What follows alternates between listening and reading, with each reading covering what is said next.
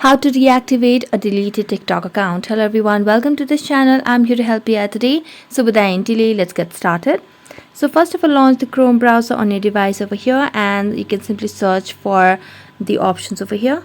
So let's just tap on the search bar and search for reactivate TikTok account. So let's just tap on the option of reactivate TikTok account, and here you can simply see different options.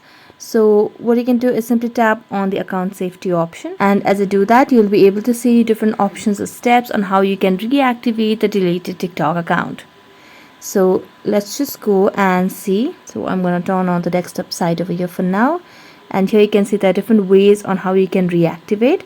So if this helps you out, that's amazing. If that doesn't help you out, you can simply tap on the option of was this helpful, tap on no, and tap on need more help.